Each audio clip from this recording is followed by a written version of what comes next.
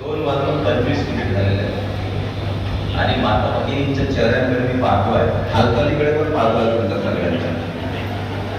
त्यामुळे आता जास्त वेळपर्यंत आपण काही घेऊ शकत नाही, हे माझ्याही लक्षात आलेलं आहे. त्यामुळे थोडक्यात घेईल, त्यामुळे काळजी करू नका, लवकरात लवकर आपण आठवूया. आणि आमचे पुरुष मंडळी अर्धे बाहेर अर्धे आतमध्ये चालू आहे. आणि एक काय असतं की सभेचं जे तंत्र मंत्र आणि जे असतं ना, किती वेळ कोणी सहन करू शकतं सभेमध्ये बसलेले ऑडियन्स, ते सभा आयोजकांनी ठरवायचं. कोणतीही सभा 1.5 तासाच्या वर स्वागतासहित ही जाताच कामा आहे. जास्तीत जास्त 1.5 तास स्वागतासहित, तर टेम्परमेंट आणि सहनशक्ती आहे ती लोकांची शाबूत राहतात. आज आपल्या कार्यकर्ता मेळावा आणि ओबीसी मेळाव्याला उपस्थित आपले ज्येष्ठ नेते, माजी केंद्रीय मंत्री, आपले मार्गदर्शक आदरणीय हंसराज भैया अहिर, या जिल्ह्याचे सन्माननीय अध्यक्ष भुतळाजी, या मतदारसंघाचे आमदार माझे मित्र आदरणीय संदीपजी धुर्वे, ज्येष्ठ नेते माननीय उद्धवजी हेबे, आमचे मित्र माननीय राजेंद्रजी डांगे, ओबीसीचे आमचे पश्चिम विदर्भाचे संपर्क प्रमुख आहेत, माननीय दत्ताजी रहाणे, आपले ज्येष्ठ नेते आहेत माननीय रवींद्र तेलुंकर, माननीय सुनीलजी समजूरकर, आमचे ओबीसीचे जिल्हाध्यक्ष माननीय प्रकाशजी राठोड, आपल्या महिला मोर्चाचे अध्यक्ष माननीय रुपालीताई जयस्वाल,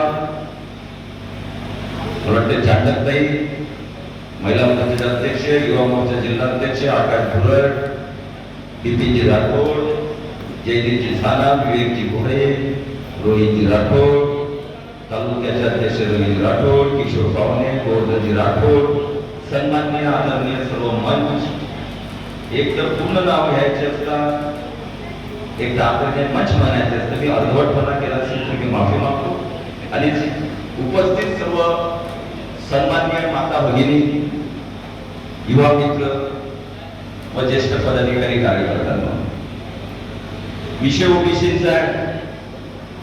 ओबीसीचा हा मेळावा कार्यकर्ता मेळावा आहे, पण ओबीसीचाही मेळावा आहे.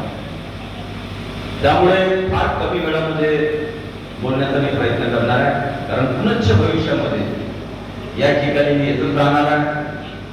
कारण आमच्या राठोडजींनी पहिल्याच प्रास्ताविक मध्ये सांगितलेलं आहे, कुठं गेलं इकडे अच्छा पहिल्याच यामध्ये तरी सांगितलेलं आहे, आता कागदांची जरूरत नाही, की आरणीमध्ये विशेष लक्षावर संजीवनी द्यावं. एवढा मोठा नेता तर निश्चितपणे नाही आहे, पण तुम्हाला मित्र इथं आमदार आहे. आणि राठोड सारखे कार्यकर्ते सुद्धा, देशमुख सारखे बरेचसे चांगले कार्यकर्ते, सगळेच कार्यकर्ते चांगले आहेत, मोठा संच आहे. आणि म्हणून निश्चितपणे आर्मीमध्ये मी पूर्ण लक्ष भविष्यामध्ये नगर परिषदेच्या इलेक्शन मध्ये देणार. लक्ष देण्याचा अर्थ काय होतो? लक्ष देण्याचा अर्थ काय होतो की मी म्हटलं याला तिकीट द्या, त्याने माझ्याकडे त्याचा फोन आहे, तुम्हाला रोज फोन करतो, त्याला तिकीट द्या, हे नाही. लक्ष म्हणजे इथली संघटना एकत्रित राहिली पाहिजे, मजबूत राहिली पाहिजे आणि चांगल्या प्रकारे निवडणूक लढून ही आर्मीची नगर परिषद, त्याचप्रमाणे तालुक्यातील जिल्हा परिषद, पंचायत समिती आपल्या ताब्यात आला पाहिजे. त्यासाठी एक तुमचा सहकारी कार्यकर्ता म्हणून लक्ष देण्याची माझी तयारी आहे, नेता म्हणून नाही. ज्या दिवशी आपल्या डोक्यामध्ये नेतेपण येतं, त्या दिवशी तो नेता हा जनतेच्या आणि कार्यकर्त्यांच्या कामाचा राहत नाही. आणि म्हणून कार्यकर्ता म्हणून जोपर्यंत नेता राहील, तेव्हा जनता आणि कार्यकर्त्यांच्या डोक्यामध्ये तो नेता म्हणून बसतो. आणि म्हणून कार्यकर्त्याच्या भूमिकेतच आपण सगळं वावरलं पाहिजे. या 2 दिवसांपूर्वीच सांगतोय, माननीय देवेंद्रजींच्या नेतृत्वामध्ये राज्यसभेची निवडणूक आपण लढवली, पण फक्त देवेंद्र आमचे लीडर देवेंद्रजी त्यांनी सांगितलं आम्ही असे ठेवलेले होते सगळे असे, एकही झापड इकडे तिकडे नाही. देवेंद्रजींनी सांगितलं मला संजय तुझं हे काम तेव्हाच त्या व्यतिरिक्त दुसऱ्या कामांमध्ये लुडबुड करण्याची आवश्यकता नाही. आणि म्हणून या पद्धतीनं राज्यसभेचे जे नियोजन देवेंद्रजीने केलं आणि जे फॉलो आम्ही केलं की त्यांनी सांगितलं हे म्हणजे हे एवढंच करायचं, एवढं बघायचं नाही तर दुसरीकडे काय चालू आहे मग ते आमदाराचं काय झालं मग ते भेटणार आहे की नाही, ते होणार आहे की नाही, कारण काही आवश्यकता नाही. जेव्हा नेत्याने सांगितलं ना की झापड लावून तुला एवढंच काम करायचं आहे, 3-3 वाजेपर्यंत बसून आम्ही फक्त त्याच्या पिठरासोटीची तयारी करतो. 3-4 तेवढंच काम सांगितलं, तेवढंच काम करायचं. आणि म्हणून आपण ती निवडणूक एक नेत्याच्या नियोजनामधून, दूरदृष्टीमधून, बुद्धिमत्तेमधून संख्याबळ कमी असताना जिंकले. आजही गावात सांगतात की नवाब मलिक, अनिल देशमुख आणि जे एक मतदार त्या कांद्याचं झालं ते तिन्ही जरी आले असते तरी ही निवडणूक आपणच जिंकली असती. दुसरा कोणी जिंकूच नव्हता. या प्रकारचं नियोजन त्याला म्हणतात नियोजन. आणि मला वाटतं की तेच नियोजन जेव्हा आपले नेते जे आहे ज्या पद्धतीनं रात्री काल सकाळी 5-5:30 पर्यंत निवडणुकीचा निर्णय होऊन त्याचा आपण आनंद व्यक्त करत नाही तोपर्यंत देवेंद्रजी फडणवीस, डॉक्टर दादा आपल्या प्रदेशाध्यक्ष आणि माननीय देवेंद्रजी घरी गेले नाही. घरी गेले नाही. जे 2.5 वर्षापासून घरामध्ये बसलेले आहेत ते निवडणुकीच्या दिवशी आले नाही. आणि आपला नेता जो मुख्यमंत्री राहिलेला आहे तो 2.5 वर्षे कोरोनाच्या काळामध्ये सर्वसामान्यांच्या मध्ये राहून प्रत्येक गावामध्ये, प्रत्येक तालुक्यात, जिल्ह्यात जाण्याचा प्रयत्न केला. आणि यांनी 2.5 वर्ष घरामध्ये काढले. आणि निवडणुकीच्या त्या 2 दिवशी जरी आपण बघितलं तर राज्यसभेची निवडणूक होती. देवेंद्रजी ठाण मांडून रात्र दिवस एका जागेवर बसून नियोजन करत होते. हा फरक जो आहे हा 2 मुख्यमंत्र्यांमधला, 2 वृत्तींमधला, 2 बुद्धिमत्तेमधला, 2 काम करणाऱ्यांचा महाराष्ट्रातला फरक आहे. आणि ओबीसीचा जो विषय आहे तो विषय जेव्हा चालू झाला 2017-18 मध्ये या महाराष्ट्रात त्याही वेळेस देवेंद्रजींच्या नेतृत्वामध्ये मग पंकजाताई येतील, चंद्रशेखर बावनकुळे असतील, मी असेल, अशी 3-4 जणांची टीम रात्रंदिवस. आणि तेव्हा हा 50% आतमधला आरक्षणाचा विषयच नव्हता. 50% वरचं आरक्षण जे आहे काही जिल्ह्यांमध्ये कुठं 57 झालेलं, कुठं 52, कुठं 53 झालेलं असेल त्याच्या आरक्षणाच्या याच्यामध्ये काँग्रेसवाल्यांनी पिटिशन टाकली होती, काँग्रेसच्या काही लोकांनी. आणि त्याच्यामुळे आपल्याला ते विचारण्यात आली. तेव्हा रात्रंदिवस देवेंद्रजींच्या नेतृत्वामध्ये 3-3 वाजेपर्यंत देवेंद्रजी फोन यायचे. काम करण्याची मी पद्धत सांगतोय. एखादा विषय ठसाच लावायचा असला तर तेवढी ताकद, क्षमता, काम करण्याची प्रवृत्ती ही त्या माणसात असावी लागते. देवेंद्रजी होती. आणि म्हणून आपण त्या 2 वर्षामध्ये, 1.5 वर्षामध्ये सातत्यानं कोर्टात लढलो. कोर्टाचं कोऑर्डिनेशन सगळं चंद्रशेखरजी पाहत होते. आम्ही बॅकवॉर्डकडे रात्रंदिवस तयारी करत होतो. वकिलांना रात्री 2-2 वाजेपर्यंत घेऊन बसत होतो. आणि आपण कोणत्याही परिस्थितीमध्ये कोर्टामध्ये झगडे करून सगळ्यांना नियोजन करून कायद्याचं स्वरूप देऊन अध्यादेश काढून 50%च्या वरचे आरक्षण आपण वाचवलं. त्यामध्ये इलेक्शन घेण्याची परमिशन मिळाली. अकोल्यामध्ये निवडणूक आपल्या या कायद्यामुळे, आपल्या या नियोजनामध्ये 50%च्या वरचे आरक्षणाची निवडणूक त्या अकोल्यामध्ये आपण घेतली. आणि दुर्दैव ओबीसीचं की 2019 मध्ये नोव्हेंबरमध्ये आपल्यासोबत एक गद्दारी झाली. आणि त्यामुळे जे सरकार या महाराष्ट्रामध्ये निर्माण त्याचं सगळं नुकसान जे आहे ते ओबीसीचं नुकसान आहे महाराष्ट्रात. मला आठवतं 2018 मध्ये आपले प्राध्यापक मुलके आदिवासी मंत्री झाले. आणि त्यावेळेस जे 50%च्या वरचं आरक्षण होतं ते वाचवण्यासाठी आदिवासी आमदारांची कमिटी असते, एसटी कमिटी, त्या कमिटीचा निर्णय पाहिजे. पण आपल्या सगळ्या आदिवासी आमदारांनी एकत्रित येऊन ओबीसी साठी तो निर्णय घेतला आणि म्हणून वरचं आरक्षण आपण वाचवू शकतो. ही एक चांगल्या प्रकारची कोऑर्डिनेशन आपल्या भारतीय जनता पार्टीमध्ये त्यावेळेस होतं. पण दुर्दैवाने हे शासन आलं आणि तिथूनच ओबीसीचा घात करण्याचा प्रयत्न आणि ओबीसीला बर्बाद करण्याचा प्रयत्न, ओबीसी नेतृत्व खलास करण्याचा प्रयत्न, ओबीसीला नेता द्यायचं नाही या महाराष्ट्रामध्ये हा जो प्रयत्न सातत्यानं चालला. 2019च्या सत्तांतर झाल्यानंतर डिसेंबर महिन्यात लगेच दुसऱ्या महिन्यामध्ये 12/13/2019 सुप्रीम कोर्टाने यांना ट्रिपल टेस्टचा आदेश दिला. ट्रिपल टेस्ट हे पहिल्या वेळेस आपल्या शासनात ट्रिपल टेस्टचा विषय नव्हता यांच्यामध्ये. आणि आपल्याला आरोप केला जातात की तुम्ही जनगणनेची तुम्ही माहिती मागितली केंद्राकडून आरोप होता की तुम्ही केले होते पण मला दिली नाही. ती आपण वरचं आरक्षण त्यांना 50%च्या वर त्यासाठी आपण विनंती केली केंद्राकडे आम्हाला माहिती द्या. आपण केंद्राने त्याच वेळेस म्हटलं होतं की जनगणना चुकीची आहे आम्ही देऊ शकत नाही प्रकाशित होऊ शकत नाही. आणि म्हणून आपण ठीक आहे आपण आपल्या पद्धतीने अध्यादेश कायदा करून आपण ते वाचवलं. आणि 2019च्या एंड मध्ये डिसेंबर मध्ये सुप्रीम कोर्टाचा निर्णय आला की तुम्ही ट्रिपल टेस्ट करा आणि ट्रिपल टेस्ट करून आमच्या समोर त्याच वेळेस आरक्षण हे कायम आणलं जाईल. आणि त्यापासून त्या 2019च्या डिसेंबर पासून आता काय याने फक्त टाइमपास महाराष्ट्रामध्ये केला. सातत्यानं आम्ही सांगायचं देवेंद्रजी विधानसभेत सांगायचं देवेंद्रजींच्या सोबत मीटिंग देवेंद्रजींनी त्यांच्यासोबत मुख्यमंत्र्यांसोबत घेतली. त्यांना पूर्ण प्लॅन आपण दिला की कशा प्रकारे ट्रिपल टेस्ट करायची कशा प्रकारे मंत्रींच्या समोर मीटिंग देवेंद्रजी आम्ही सगळे बसलो. अधिकाऱ्यांनी मान्य केले की देवेंद्रजी म्हणतात ते योग्य आहे त्यामध्ये आपण पुढे गेलं पाहिजे. पण यांच्या मनामध्ये वेगळाच प्लॅन चालू होता. याने पाहिलं की आता नाहीतर ओबीसीचं आरक्षण जाते आहे ना हेच आपल्या डोक्यामध्ये आहे ना.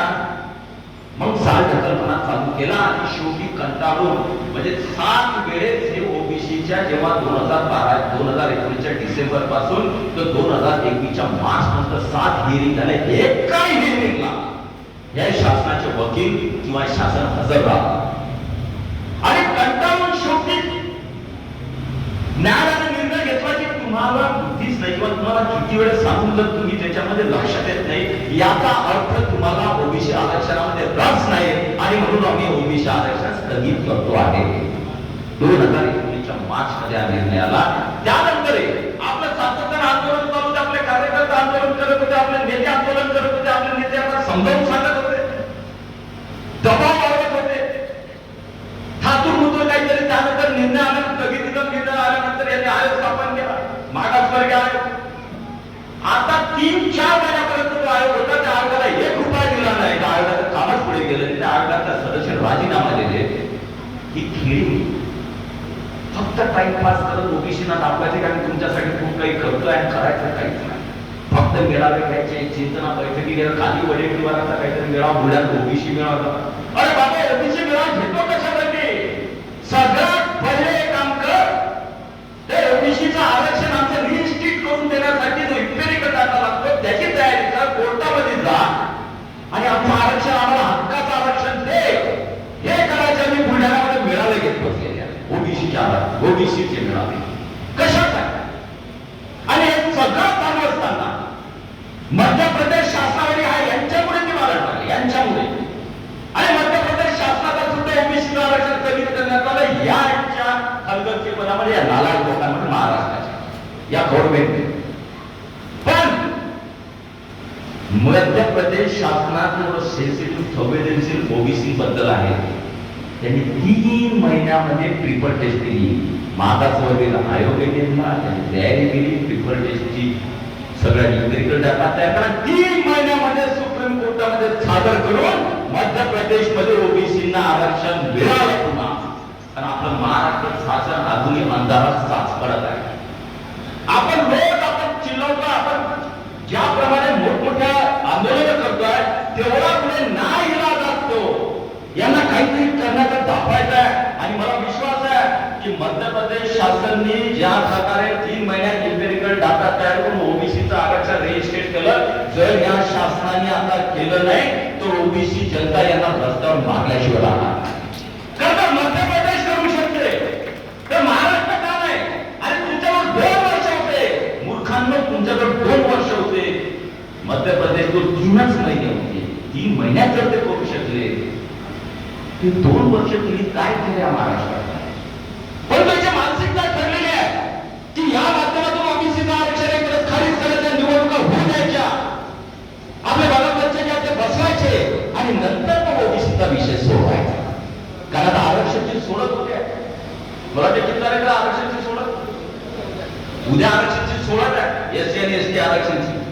आणि ओपन कॅटेगरीची, ओबीसी नाही.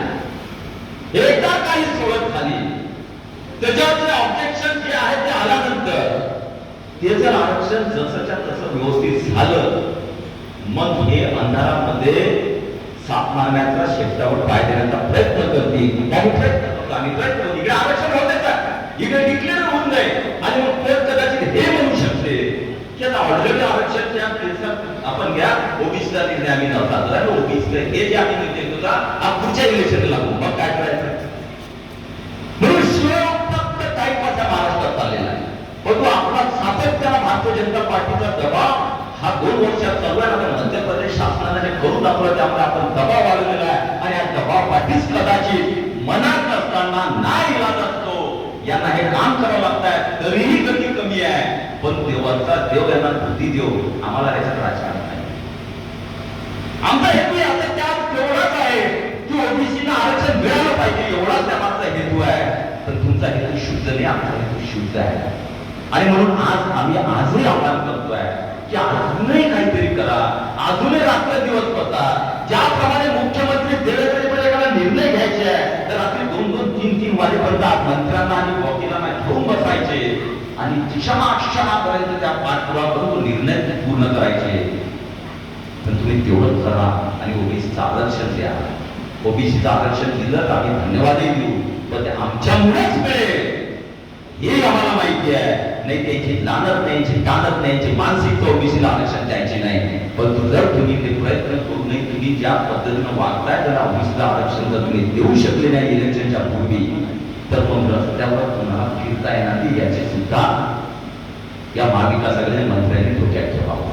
आणि म्हणून मी याच्यावर जास्त बोलणार नाही. पण ओबीसीचं जेव्हा मंत्रालय महाराष्ट्राच्या देशाचं पहिलं मंत्रालय जे आहे हे महाराष्ट्रामध्ये निर्माण झालं देवेंद्रजीच्या नेतृत्वात, आणि मला आनंद आहे की त्या मंत्रालय मला सांभाळण्याचा संधी मिळाली. पण त्या दिवसांमध्ये जे निर्णय आम्ही केले, भैया ओबीसीचे हॉस्टेल 5 हॉस्टेल त्या शेवटच्या 3 महिन्यामध्ये मंजुरात केले. पण आता हे सरकारकडे एकही हॉस्टेल पुढे जात नाही, काही होत नाही प्रगतीला. ओबीसी महामंडळाला पैसा आपण दिला, यांनी 2021च्या 2020च्या अर्थसंकल्पाचा पैसा वापस घेतला, एकही रुपया खर्च झाला. त्यानंतर अजूनही ओबीसी मंडळाला पैसे नाही. धनगरांसाठी आम्ही 13 जी काढले की आदिवासींना आरक्षण मिळत नाहीये, त्यामुळे आदिवासींना ज्या सवलती मिळतात त्यांना धक्का न लावता धनगरांना त्याच प्रकारच्या सवलती आपण चालू करायच्या 13 जी आम्ही काढले. 1000 कोटी रुपयाची तरतूद केली. 2020च्या मार्च मध्ये ती तरतूद वापस केली. पण या नाती लोकांनी एकही रुपया त्याचा खर्च केला आणि त्यानंतर एकही रुपया आजतागायत धनगर समाजाच्या त्या 13 योजनांसाठी एकही रुपया. आणि मग अशा प्रकारे ओबीसीचा घात करणार हे सरकार आहे. आणि म्हणून ओबीसीची पेटून आपण पेटून दिलेलंच आहे. पण ती शेवटी मर्यादा असते. रात्री आपण कामा करतो, दिवसाही करतो, मोर्ची करतो, आंदोलन जातो, सगळं करतो. तो एवढं मुद्दार सरकार, मुद्दार पेक्षा म्हणजे झोपेचा स्ट्रॉंग एवढ्यासाठी घेतलेला आहे की यांच्या मनात ओबीसीला आरक्षण मिळू नये.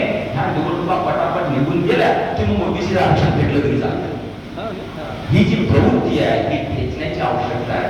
आणि निश्चितपणे याचा विचार करता या मेळाव्याच्या माध्यमातून शेवटी एवढंच सांगतो की येणाऱ्या निवडणुका ज्याप्रमाणे राज्यसभेमध्ये आपल्या नेत्यांनी रात्रंदिवस ज्या प्रकारे नियोजन केलं, विधान परिषदेमध्ये आम्ही तेच नियोजन करू.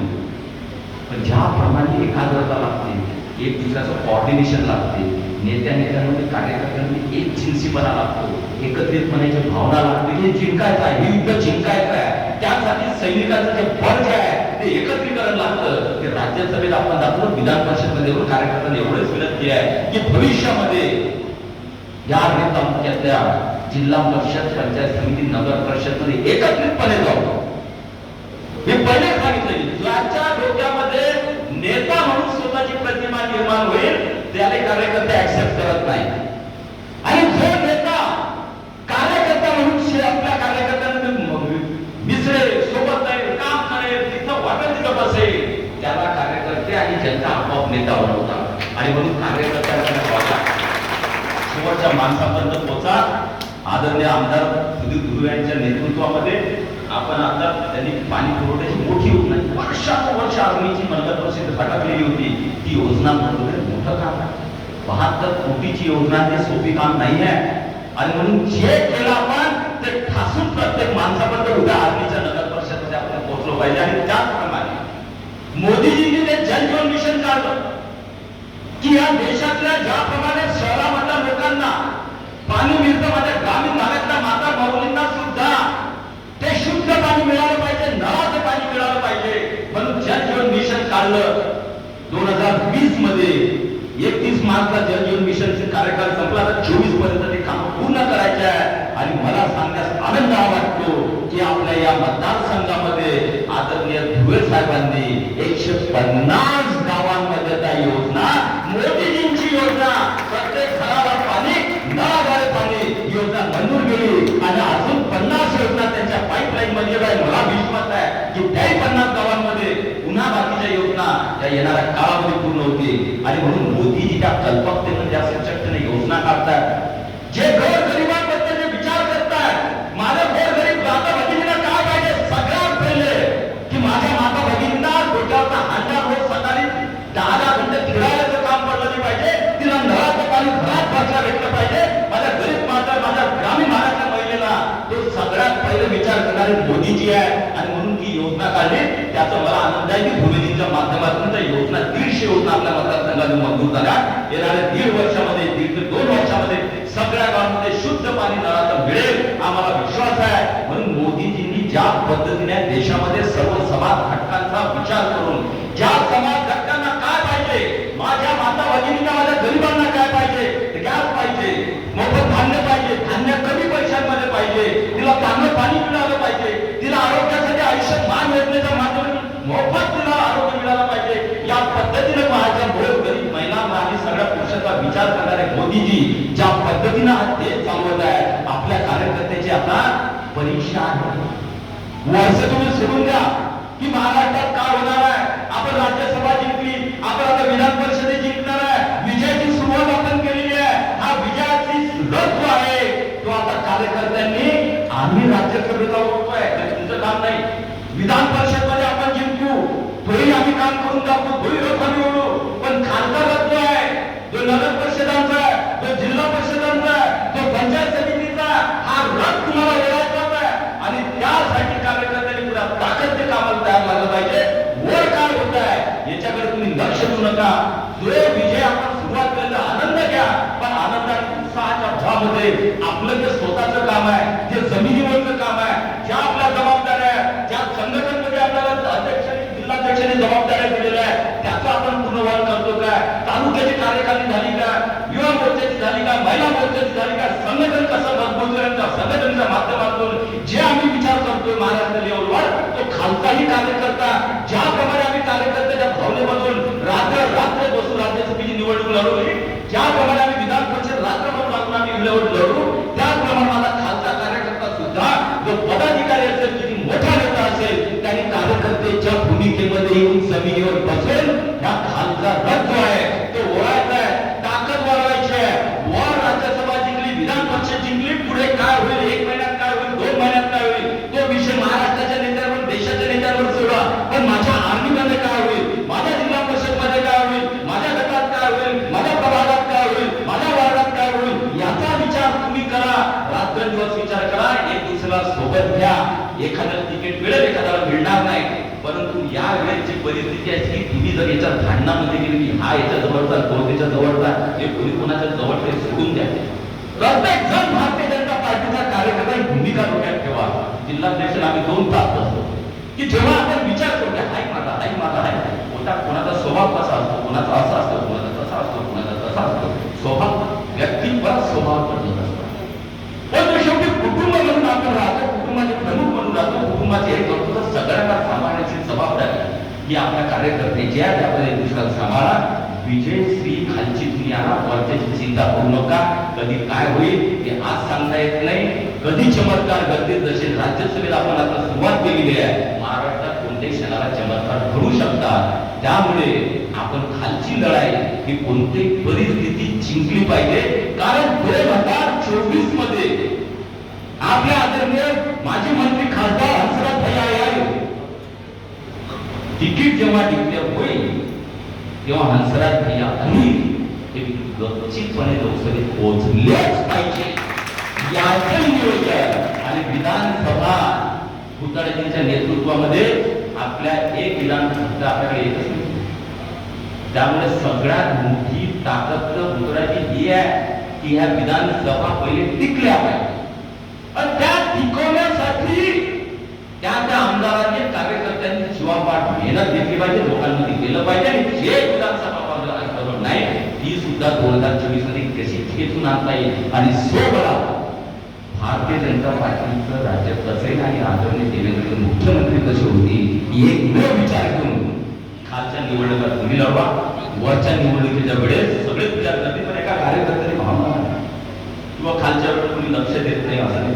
हे बघा प्रत्येकाची भावना असते, कमी अधिक प्रमाणामध्ये एक दुसऱ्याचं होते, पण तो शेवटी नेताही नेता असतो, कार्यकर्ता असतो, एक दुसऱ्याला समजून घेतलं पाहिजे. एखाद्या वेळेस नेत्यांकडून चुका होतात, एखाद्या कार्यकर्त्यांकडून चुका होतात, परंतु एक दुसरा प्रेम केल्यापेक्षा इथं कमी पडलं ना तिथं मी करेन, जिथं कमी तिथं मी, ही भूमिका कार्यकर्त्यांनी ठेवावी, नेत्यांनी ठेवावी आणि पुढचं इलेक्शन आपण जिंकलोच पाहिजे. 2024 मध्ये आपल्याला सत्ता एक हाती आणायची आहे आणि एक हाती सत्ता आल्यानंतर जो रथ विकासाचा आहे महाराष्ट्रात 2019 पासून घडलेला तो त्याही दुप्पट वेगात आमच्या गोरगरीब दीन दलित दुखी कष्टी शेतकरी शेतमजुरांच्या जीवनामध्ये परिवर्तन करण्यासाठी आपल्याला 2024 एक हाती सत्ता मिळेल, त्यासाठी सगळ्यांनी प्रयत्न करावे.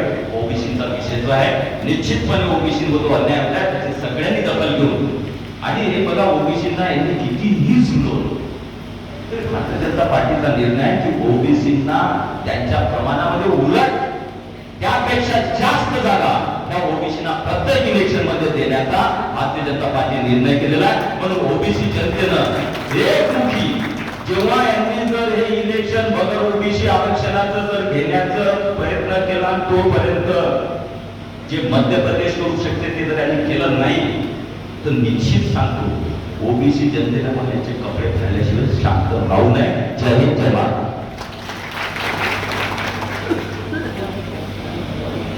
अगदी